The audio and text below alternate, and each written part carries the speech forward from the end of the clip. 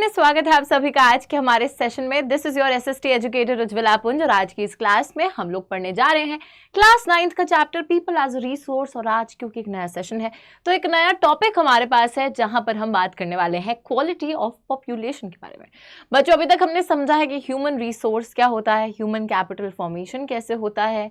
आप लोग अगर इन्वेस्ट नहीं करोगे पढ़ाई लिखाई पर, हेल्थ को ख्याल रखकर या फिर मतलब हेल्थ पर और स्किल्स पर, तो फिर आप एक लाइबिलिटी बन के रह जाएंगे, कभी भी एक एसेट नहीं बन पाएंगे इकोनॉमी के लिए। हमने इकोनॉमिक एक्टिविटीज के बारे में भी बात करी है और साथ ही में देखा है कि कैसे एक डिवीजन ऑफ लेबर एग्जिस्ट करता है। आदमी लोग कुछ काम करते हैं, औरतें कुछ काम करती हैं।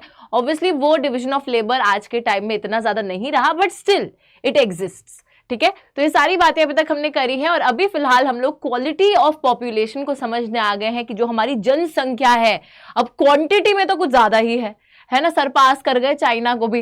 लेकिन वहीं पर अगर क्वालिटी की बात करें कि किस तरीके की वो पॉपुलेशन है, क्या वो एसेट है, क्या वो लायबिलिटी है, कैसी है, और उस क्वालिटी को इंप्रूव करने के लिए क्या क्या कदम उठाए जा रहे हैं, तो यहाँ पर हम वही सारी चीजें देखने वाले हैं। बच्चों, 3 ही एस्पेक्ट्स है क्वालिटी के। मैंने आपको बताया था अगर आपको क्वालिटी इंप्रूव करनी है अपनी पॉपुलेशन की तो आपको कहाँ पे खर्चा करना पड़ेगा, एजुकेशन पर, हेल्थ पर, स्किल्स प्रोवाइड करने पे। ठीक है, now let's talk about the quality of population here. See, quality of population depends upon the literacy rate, health of the person indicated by the life expectancy, skill formation acquired by the people of the country. So यहाँ पर ना मैं 3 चीजें highlight करूंगी, ध्यान से इसको देखो। सबसे पहले बोला है लिटरेसी रेट, ठीक है, फिर बोला है लाइफ एक्सपेक्टेंसी, फिर बोला है स्किल फॉर्मेशन। यार लिटरेसी रेट का क्या मतलब होता है? Literacy rate means the number of people who can read and right, जो लोग पढ़ सकते हैं, लिख सकते हैं, मतलब वही लोग लिटरेट यानी कि पढ़े लिखे कहलाते हैं। अब पढ़े लिखे कहलाने का यह मतलब है कि लिटरेसी रेट से आप क्या देखते हो? अपने देश का एजुकेशनल स्टेटस देखते हो कि how many people have attend like the minimum literacy level. Minimum एक लेवल होता है ना कि पढ़ना लिखना आता है, बस हम बहुत डिग्रियों की बात नहीं करें, एक मिनिमम लेवल की बात करें लिटरेट होने की। ठीक है, तो लिटरेसी रेट से आप एजुकेशनल स्टेटस को आंकते हैं। हेल्थ स्टेटस को कैसे आंकोगे? लाइफ एक्सपेक्टेंसी से। Now what is life expectancy? अगर मैं यहां पर लाइफ एक्सपेक्टेंसी की बात करती हूं तो देखो मैं एक डेफिनेशन बताती हूं। The average number of years a person is expected to live at the time of birth, पैदा होने के समय पर जितने एक्सपेक्टेड नंबर ऑफ इयर्स आप लोग जियोगे, that is the life expectancy. तो बेसिकली किसी भी देश के अगर आप लाइफ एक्सपेक्टेंसी को कैलकुलेट कर रहे हैं तो बर्थ और डेथ रेट से उसको कैलकुलेट करा जाता है कि कितने बर्थ हो रहे हैं, कब तक जाकर लोग एक तरीके से what is like the average number of years that people are living, है ना, डेथ रेट क्या है। तो उस हिसाब से आप कैलकुलेट करते हो उसको कि कितने एवरेज नंबर ऑफ इयर्स एक इंसान जी रहा है इस देश में, तो उस एवरेज को निकाला जाता है। तो बच्चों उससे क्या पता चलता है कि अगर वो लाइफ एक्सपेक्टेंसी ज्यादा रहेगी, नंबर ज्यादा रहेगा कि 80 साल या कुछ ऐसे 90 साल, ठीक है, तो दैट मीन्स कि आपका जो देश है वहां की हेल्थ कंडीशंस, हेल्थ फैसिलिटीज बहुत अच्छी हैं। और अगर वो चीज बहुत कम दिखा रही है, मतलब एवरेज लाइफ एक्सपेक्टेंसी बहुत कम है, तो दैट मीन्स कि आपके देश में लोग जल्दी मर रहे हैं, मतलब कि यहाँ पर जो हेल्थ केयर फैसिलिटीज हैं वो खराब हैं। ठीक है, तो एक तरीके से लाइफ एक्सपेक्टेंसी एक इंडिकेटर है जो कि हेल्थ स्टेटस को दर्शाता है और लिटरेसी रेट एक ऐसा इंडिकेटर है जो कि एजुकेशनल लेवल्स को दर्शाता है। साथ ही में तीसरी चीज क्या है? Skill formation. ठीक है, तो ये 3 एस्पेक्ट बहुत ज्यादा इंपॉर्टेंट है जब हम एक क्वालिटी ऑफ पॉपुलेशन को आंकते हैं। Quality of population ultimately decides the growth rate of the country. Literate, healthy population are definitely an asset. तो literate population होगी, पढ़ी लिखी, बहुत स्वस्थ population अगर होगी तो वो आपकी इकोनॉमी के लिए, आपके देश के लिए एक एसेट रहेगी, एक वैल्यू एडिशन रहेगी। और उसी के साथ ये सब चीजें अगर आएंगी बच्चों, अगर आप ज्यादा से ज्यादा लिटरेसी प्रोवाइड करोगे, बेटर हेल्थ केयर प्रोवाइड करोगे, स्किल फॉर्मेशन करोगे, तो उससे आपके देश का ग्रोथ भी है वो भी डिटरमाइन होता रहेगा। ये बात बहुत सिंपल है और बहुत क्लियर है। चलिए आगे देखिए, तो सबसे पहली चीज जो कि हमारी क्वालिटी ऑफ पॉपुलेशन डिटरमिन करता है that is the educational levels of the people. और बच्चों क्योंकि एजुकेशन एक बहुत ज्यादा इंपॉर्टेंट चीज है, आप लोग ये क्लास क्यों अटेंड करना है, आप लोग स्कूल क्यों जाते हैं? क्योंकि आप सबको पता है कि पढ़ाई लिखाई कितनी ज्यादा जरूरी है। अगर किसी को नहीं पता है तो जान लो यार कि पढ़ाई के बिना कुछ भी नहीं है। ठीक है, it is like the basic requirement of the society, it is the basic requirement of every human being, और इसको प्रोवाइड करने का काम सरकार का बनता है, डेफिनेटली बनता है, क्योंकि सरकार भी यही चाहेगी कि उसके देश की जो जनता है वो पढ़ी लिखी हो और देश की इकोनॉमिक ग्रोथ की टुवर्ड्स कॉन्ट्रीब्यूट करे। ठीक है, सो सबसे पहली चीज है education, it is definitely an important input for the growth of the people. अगर किसी भी इंसान को लाइफ में ग्रो करना है, इंडिविजुअल रूप में डेवलप करना है और आगे जाना है, तो उसके लिए एजुकेशन काफी ज्यादा इंपॉर्टेंट है। Education contributes towards the growth of the society also, it enhances the national income, cultural richness, increases the efficiency of the governance. तो यहां पे बोला जा रहा है कि एजुकेशन जो है आपकी सोसाइटी के ग्रोथ में मदद करती है, आपकी सोसाइटी को और ज्यादा आगे लेकर जाती है। ठीक है, आपके देश की जो नेशनल इनकम है उसको बढ़ाती है, कल्चर को, संस्कृति को और ज्यादा रिच कर देती है, and increases the efficiency of the governance.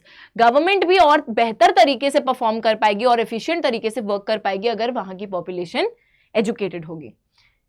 There is a provision made for providing, अब बच्चों ध्यान से इस पूरी जो स्टेटमेंट है इसको हम समझेंगे, universal access, retention and quality in elementary education with a special emphasis on girls। तो यहां पे बोला जा रहा है कि हमारे देश में हम क्या करते हैं, हमारे पास स्पेशल प्रोविजंस हैं कि हम लोग यूनिवर्सल एक्सेस प्रोवाइड कर सकें। एक्सेस का क्या मतलब होता है बच्चों? पहुंच। आप लोगों के पास सबसे बेसिक चीज है कि आपके पास एजुकेशन की पहुंच होनी चाहिए। पहुंच का मतलब है कि हर बच्चे के पास इक्वल चांस होना चाहिए कि वो स्कूल में दाखिला ले सके, एजुकेशन प्राप्त कर सके। तो कोई ना कोई जो प्राइमरी स्कूल है हर किसी के एक्सेसिबल रीजन में होना चाहिए, हर किसी के पास होना चाहिए। जो एग्जिस्टिंग प्राइमरी स्कूल्स हैं उनको और एक्सपैंड करो, ठीक है, उनको और बेहतर बनाओ, जहां पे स्कूल नहीं है वहां पे स्कूल खोलो, तो इससे एक्सेस प्रोवाइड करना है।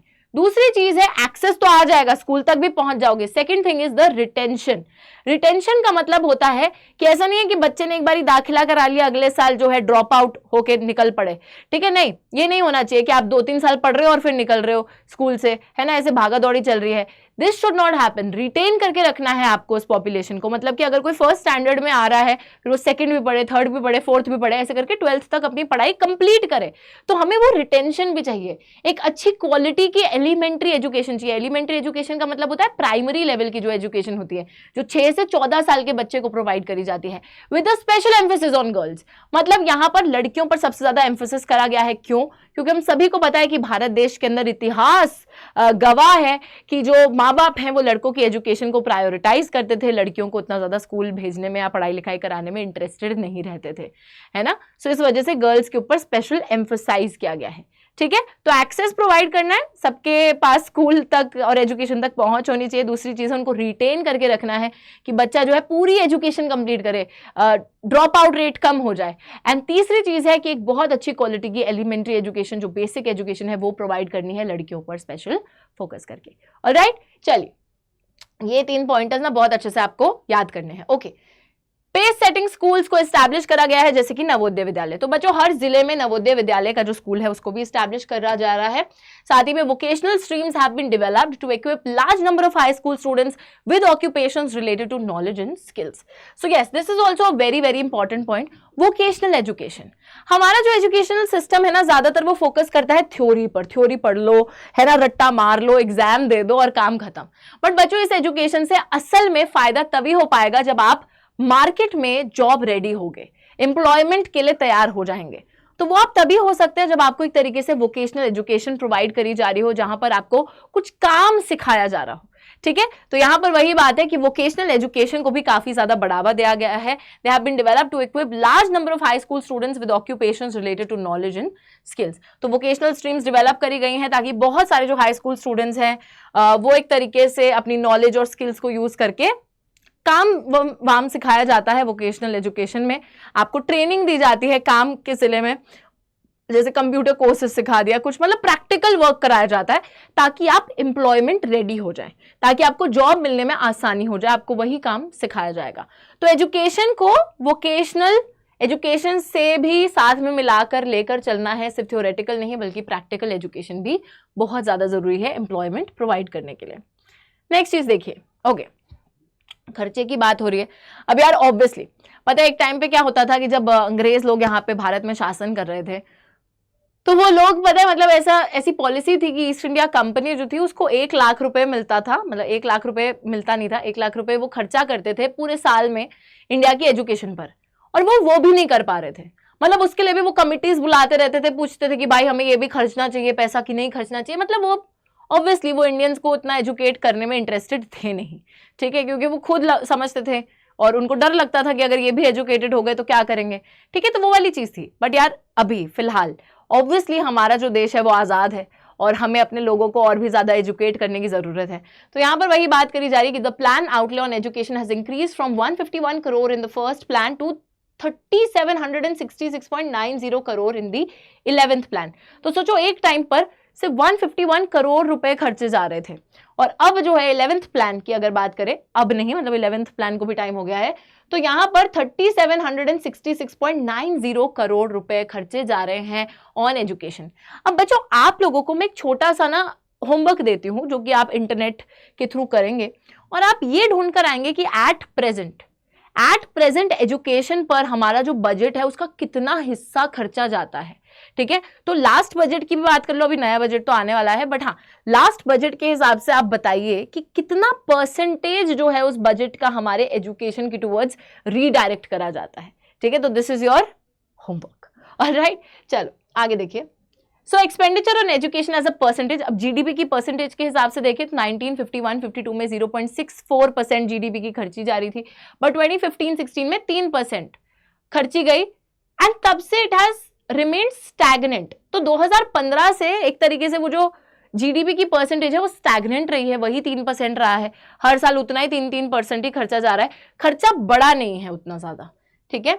Budgetary estimate as stated in the budget documents of the Union, State Governments, Reserve Bank of India, expenditure on education as a percentage of GDP has declined to 2.7% in 2017-18. और यार एक चीज और देखो कि 2017-18 में यही जो परसेंटेज है जो कि पढ़ाई लिखाई पे खर्ची जाती है वो डिक्लाइन हो गई है और 3% से गिर कर आ गई है 2.7% पर, जो कि गलत बात है। मतलब मेरे को ऐसा लगता है कि देखो यार अभी भी एजुकेशनल सेक्टर में बहुत सारी चीज़ें बाकी हैं, तो ऐसा तो है नहीं कि हमने सबको एजुकेशन प्रोवाइड कर दिया तो चलो अब बजट कम कर देते हैं एजुकेशन पर, नहीं, अभी भी बहुत सारी ग्रोथ और डेवलपमेंट उस पर्टिकुलर सेक्टर में बाकी है और हमें उसको डेफिनेटली और बढ़ाना चाहिए और एक्सपैंड करना चाहिए और ज़्यादा लोगों को एजुकेशन प्रोवाइड करनी चाहिए, वोकेशनल एजुकेशन प्रोवाइड करनी चाहिए। क्या अभी हमने रिटेंशन एक्सेस प्रोवाइड कर दिया सबको? नहीं, ऐसा नहीं हुआ है, ठीक है। तो दैट इज़ वाई जो बहुत बेसिक चीज़ें अभी भी रहती हैं, सो पैसा कम कर देना नॉट अ गुड थिंग, ठीक है। देखिए लिटरेसी रेट भी डेफिनेटली, क्योंकि हमने इतना कुछ पैसा खर्चा सब करी चीजें, इतनी सारी स्कीम वीम लेकर आए, तो लिटरेसी रेट भी हमारा बढ़ गया है 18%, जो कि 1951 में था, 2010-11 में 74% हो गया। यार अभी भी अगर मैं एट प्रेजेंट लिटरेसी रेट की बात करूं तो इसी के आसपास ही है ना, 70s में 80s में ही है, उससे ज्यादा नहीं है। Literacy among males is 16.6% higher than the females, and it is about 16.1% higher in the urban areas as compared to the rural areas. तो ये एक तरीके की हमको डिस्पैरिटी देखने को मिलती है, एक अंतर देखने को मिलता है मेल और फीमेल एजुकेशन में, और मेल और फीमेल एजुकेशन के साथ साथ अर्बन और रूरल एरिया की एजुकेशन में, है ना। तो देखो बड़ी सिंपल सी बात है कि मेल एजुकेशन पे ज्यादा पैसा लगाया जा रहा है, मेल एजुकेशन पे ज्यादा पैसा नहीं, मतलब मेल एजुकेशन ज्यादा प्रोवाइड करी जा रही है, फीमेल एजुकेशन उतनी नहीं प्रोवाइड करी जा रही, और वहीं पर अर्बन एरियाज के लोग ज्यादा एजुकेटेड है as compare to the rural areas. तो कहीं तो दिक्कत है एक्सेस की, है ना, कि या तो आप लड़कियों को स्कूल नहीं भेज रहे हो जितना लड़कों को भेज रहे हो, या फिर लड़कियों की एजुकेशन पे आप उतना पैसा नहीं खर्चना चाहते हो, तो ये चीज तो यही दर्शाती है ना। साथ ही में दूसरी चीज है कि अर्बन एरियाज में लोग ज्यादातर स्कूल जा रहे हैं, रूरल एरियाज में लोग शायद बचपन में ही काम धंधा चालू कर रहे हैं, स्कूल जाने में ज्यादा इंटरेस्टेड नहीं है ना। तो ये वाली चीज हो रही है। Poverty can also be a reason, but yes this is also reason. 2011 में लिटरेसी रेट्स 94% केरला में थे और 62% बिहार में थे। साथ ही में बच्चों यहाँ पे देखो एक इंटर स्टेट डिस्पैरिटी भी आपको देखने को मिलती है। इंटर स्टेट डिस्पैरिटी का क्या मतलब है कि देखो जैसे दो भारत के ही हिस्से हैं, एक केरला स्टेट है एक बिहार है, लेकिन केरला में जहां लिटरेसी रेट 94% था वहीं बिहार में लिटरेसी रेट 62% था। तो एक इंटर स्टेट डिस्पैरिटी भी है, कुछ स्टेट्स एजुकेशनल हेल्थ लेवल्स में ज़्यादा बेहतर परफॉर्म कर रहे हैं, कुछ स्टेट्स कम परफॉर्म कर रहे हैं। ऐसा क्यों हो रहा है, इसके पीछे बहुत से रीजंस हो सकते हैं।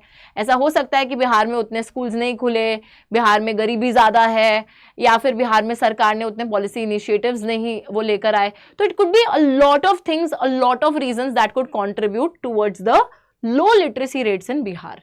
ठीक है, प्राइमरी स्कूल सिस्टम जो है हमारा, जो बेसिक एजुकेशन प्रोवाइड करता है, ये भी एक्सपैंड हुआ है ओवर 8.41 लाख इन 2015-16। तो ये काफी डेटा है यहाँ पर कि चलो भाई ये भी सिस्टम एक्सपैंड हो गया। So this huge expansion of schools has been diluted by the poor quality of schooling and high drop out rates. लेकिन या ठीक है, स्कूल्स का एक्सपेंशन हो गया, पहले जहां नहीं स्कूल्स थे वहां भी स्कूल्स खुल गए, बहुत सारे स्कूल्स खुल गए, बहुत सारे लोग स्कूल भी चले गए, बट दिक्कत अभी भी आ रही है।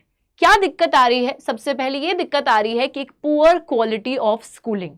यार पुअर क्वालिटी का मतलब है एक तरीके से पुअर इंफ्रास्ट्रक्चर है ना। तो जो बेसिक फैसिलिटीज होनी चाहिए एक स्कूल के अंदर, जैसे कि लाइब्रेरी, टॉयलेट्स, अच्छा फर्नीचर, ब्लैक बोर्ड्स और कंप्यूटर लैब्स और maths lab, science lab, playgrounds, ये जो बेसिक इंफ्रास्ट्रक्चर है इसकी एक कमी है। या तो वो खराब इंफ्रास्ट्रक्चर है, उतना इंफ्रास्ट्रक्चर है ही नहीं। दूसरी चीज ये है कि पुअर क्वालिटी ऑफ टीचिंग, या टीचर्स भी आपको पता है कि सरकारी स्कूल के अंदर कैसे ही होते हैं। तो वहां पर वही वाली बात है कि एक तरीके से उस टीचिंग को भी इंप्रूव करने की जरूरत है, उस इंफ्रास्ट्रक्चर को भी इंप्रूव करने की जरूरत है ना, ध्यान देने की जरूरत है उस चीज पे। It could be a lot of other reasons as well. And high drop out rates, हो सकता है बच्चों को पढ़ाई उतनी ज्यादा इंटरेस्टिंग ना लगती हो, है ना, कि उस मन से ही नहीं पढ़ाया जा रहा कि बच्चे का पढ़ने का भी मन करे, तो बच्चा जो है स्कूल छोड़ छोड़ के जा रहा है। या फिर हो सकता है कि बच्चे को एजुकेशन की वैल्यू ही नहीं समझ में आ रही, वो सोच रहा है स्कूल जाके क्या करूंगा, एक काम करता हूँ, ये थोड़ी बहुत पैसा कमा के कुछ काम कर लेता हूँ, है ना। तो कुछ भी रीजंस हो सकते हैं। ड्रॉप आउट रेट्स बहुत ज्यादा हैं, स्कूलिंग का जो क्वालिटी है वो खराब है। तो इन सब रीजंस की वजह से चाहे आपने स्कूल्स बहुत ज्यादा एक्सपैंड कर दिए हो, लेकिन फिर भी आप जो है ज्यादा पॉपुलेशन को केटर नहीं कर पा रहे हो, क्योंकि ड्रॉप आउट रेट्स ज्यादा हैं, क्वालिटी उतनी अच्छी नहीं है। तो क्वांटिटी बढ़ा के स्कूल्स की क्वालिटी थोड़ी बढ़ जाएगी, एक अच्छी क्वालिटी के साथ उसको एक्सपैंड करो तब तो बात है। ठीक है, तो यहाँ पर ये सारी दिक्कतें भी आ रही हैं। उसी के साथ बच्चों यहाँ पर आता है हमारा सर्व शिक्षा अभियान। अब सर्व शिक्षा अभियान एक सिग्निफिकेंट स्टेप है towards providing elementary education to all children in the age group of 6 to 14 years by 2010। तो 2001 में सर्व शिक्षा अभियान एक पॉलिसी जो है गवर्नमेंट की, प्रोग्राम जो है इसको लॉन्च करा गया था। और इसके थ्रू बच्चों देखो सर्व शिक्षा का क्या मतलब है? सबको शिक्षा देनी है। तो जितनी भी जो प्राइमरी लेवल एजुकेशन है, 6 से 14 साल के जो बच्चे हैं, जो एलिमेंट्री एजुकेशन है, सभी बच्चों को प्रोवाइड करनी है 2010 तक। और ये एक टाइम बाउंड इनिशिएटिव था। टाइम बाउंड का मतलब है कि आपने एक स्पेसिफिक टाइम पीरियड लिया है कि इसी टाइम पीरियड में ही आपको जो है सबको एजुकेशन प्रोवाइड करनी है। ठीक है, सो यहाँ पे देखिए it is a time bound initiative, central government यानी कि केंद्रीय सरकार का टाइम बाउंड इनिशिएटिव है कि एक फिक्स्ड टाइम पीरियड आपने डिसाइड करा कि इसी टाइम पीरियड के अंदर ही हमें जो है ना सबको शिक्षा प्रोवाइड करनी है, 6 से 14 साल के जितने बच्चे हैं। And in partnership with the states, local government community for achieving the goal of universalization of elementary education.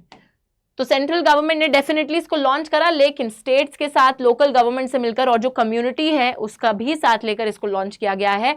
और गोल क्या है सर्व शिक्षा अभियान का? To achieve the universalization of elementary education. Universalization का क्या मतलब होता है?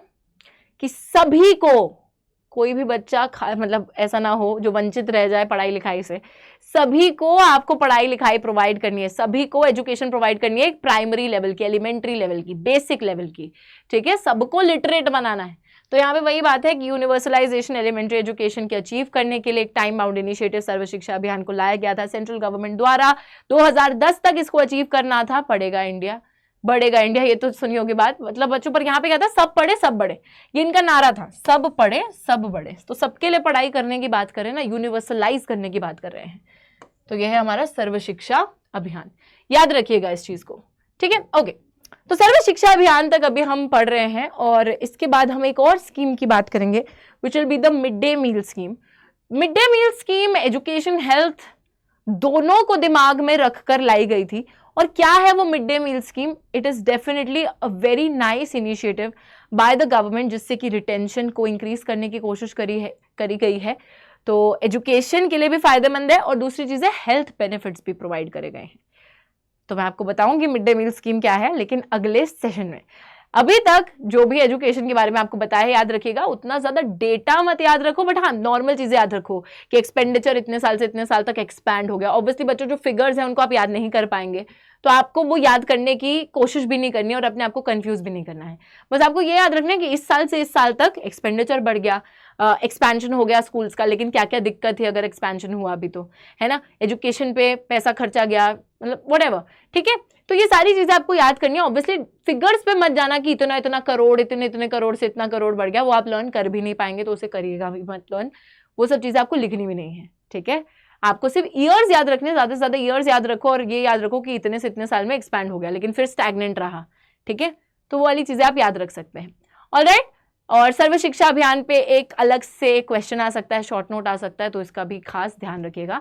नेक्स्ट सेशन में हम लोग मिड डे मील स्कीम की बात करेंगे, लेकिन अगर ये सेशन अच्छा लगा हो तो जरूर लाइक कीजिएगा, अपने दोस्तों को भेज दीजिएगा, शेयर कीजिएगा इसको, और कमेंट जरूर कीजिएगा कि वाह मैम मजा आ गया, ठीक है। चलिए, I will see you guys in the next session, तब तक के लिए take care and bye bye.